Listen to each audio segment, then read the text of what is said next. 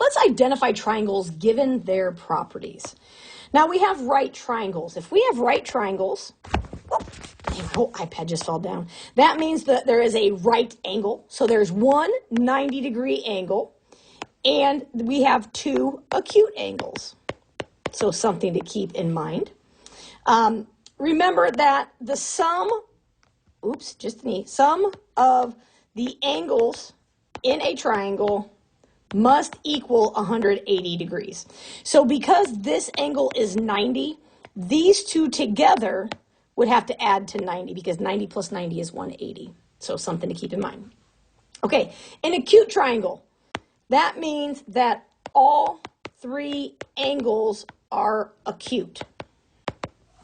Right? They're all less than 90. Obtuse triangle. We know that an obtuse angle is bigger than 90. So that means this is going to be greater than 90. So we have one obtuse angle and two acute angles. Because again, if all three of these had to add up to 180, and this one, maybe it's 100, well then these two together would have to add up to 80 because together they would be 180.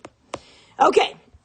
Now, we can also talk about, that's based off angles, we can also talk about the sides. So if we have a scalene triangle, that means no sides are the same, right? No equal sides. So all sides of the triangle are different.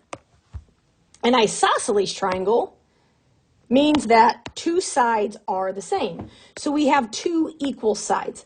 Now, one cool thing about triangles is that if the sides are the same, the opposite angles are also the same. So in this case, we have two equal sides and two equal angles. That's just something to keep in mind as well. So two equal angles. All right, and then the last one is an equilateral triangle, which means, oh no, I paused at some point, and I don't know when. So because we have the equilateral triangle, just going to repeat it, all three sides are the same, which means all three angles are the same. Because based off our isosceles idea from the last time, if the three sides are the same, then the opposite angles have to also be the same. So in an equilateral triangle, we have three equal sides, three equal angles. And now let's play. Triangle ABC have angles of 130 and 25. How can we classify this? Now, I don't know about you, but I am a visual learner. So an angle of 130, well, I know that that's bigger than 90, right? 90 is a right angle. So I'm just going to do this just to give myself an idea. So we have 130 and we have 25. How do we classify this? Whew. Okay, well, what do I know? Well, I know that all three of these angles have to be 180. So if I do 130 plus 25, that gives me 155. So then if I take 180 and subtract 155, that gives me 25. That means this is 25 degrees also. So if I have two angles that are the same, that means these two sides are the same.